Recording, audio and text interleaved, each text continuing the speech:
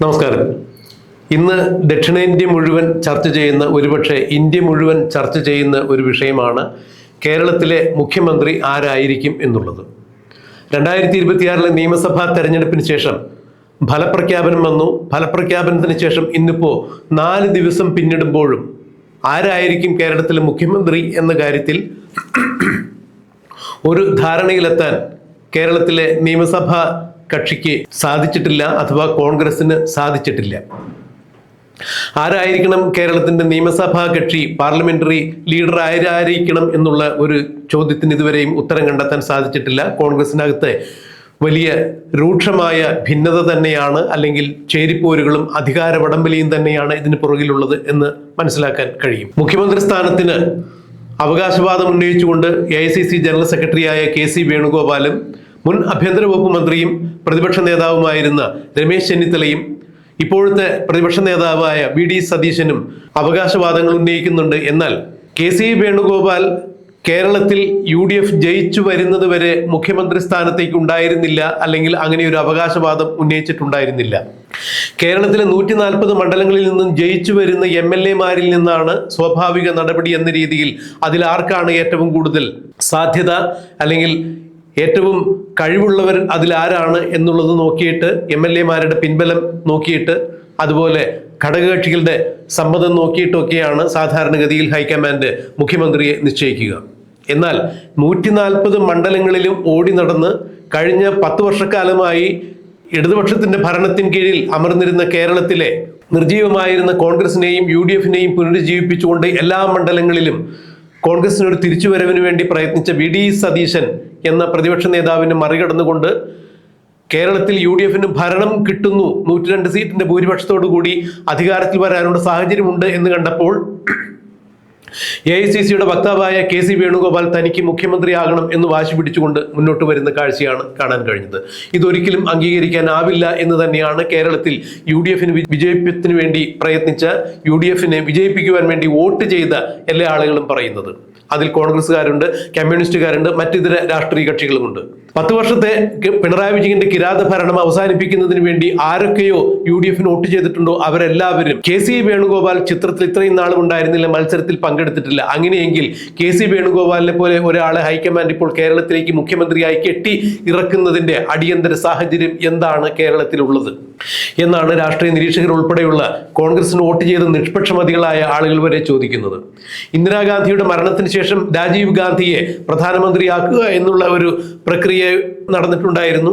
അത് അന്നത്തെ രാഷ്ട്രീയ സാഹചര്യത്തിൽ അതായിരിക്കും ഏറ്റവും നല്ലത് എന്നുള്ളത് കൊണ്ടാണ് കോൺഗ്രസ് അങ്ങനെ ഒരു തീരുമാനത്തിലേക്ക് എത്തിച്ചേർന്നത്.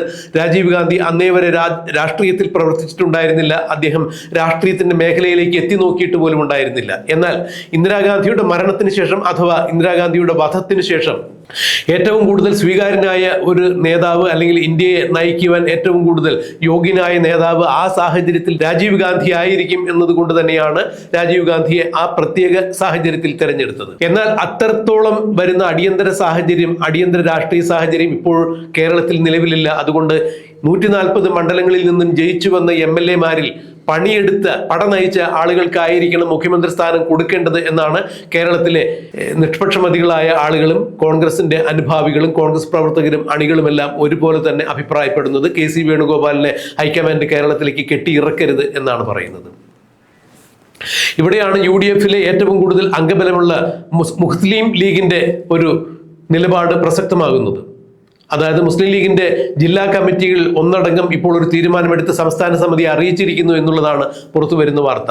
10 വർഷം ഭരണമില്ലാതെ പുറത്തുനിന്ന് UDF-ന്റെ പ്രധാന ഘടകകക്ഷിയായ മുസ്ലിം ലീഗ് ഇപ്പോൾ ഇങ്ങനെ ഒരു തീരുമാനമെടുക്കണം. അതായത് മുസ്ലിം ലീഗ് ഉൾപ്പെടെയുള്ള ഘടകകക്ഷികളുടെ തീരുമാനത്തെ മറികടന്നുകൊണ്ട് VD സതീശനെ മുഖ്യമന്ത്രിയാക്കാതെ KC വേണുഗോപാലിനെ കെട്ടിയിറക്കുകയാണെങ്കിൽ ഒരു കാരണവശാലും മന്ത്രിസഭയിൽ ചേരാതെ പുറത്തുനിന്ന് പിന്തുണ കൊടുക്കുവാനാണ് മുസ്ലിം ലീഗിന്റെ സംസ്ഥാന കക്ഷികളോട്, അല്ലെങ്കിൽ സംസ്ഥാന നേതൃത്വത്തോട് മുസ്ലിം ലീഗിന്റെ ജില്ലാ നേതൃത്വങ്ങൾ ഒന്നടങ്കം ആവശ്യപ്പെട്ടിരിക്കുന്നത് എന്നുള്ളതാണ്. അതായത് തികച്ചും ഒരു നിസ്സഹകരണ മനോഭാവത്തോടു കൂടി UDF-ന് പിന്തുണ കൊടുക്കുക എന്നുള്ള ഒരു തത്വത്തിൽ അംഗീകരിച്ച മിനിമം പരിപാടിയുടെ അടിസ്ഥാനത്തിൽ മന്ത്രിസഭയിൽ ചേരാതെ പുറത്തുനിന്നും പിന്തുണ കൊടുക്കുക.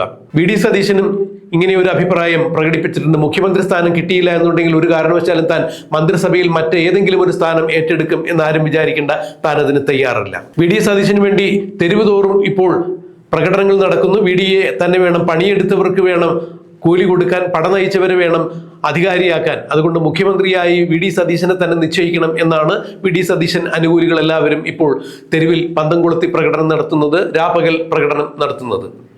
വി ഡി സതീശനും തൻ്റെ നിലപാട് വ്യക്തമാക്കിയിട്ടുണ്ട്.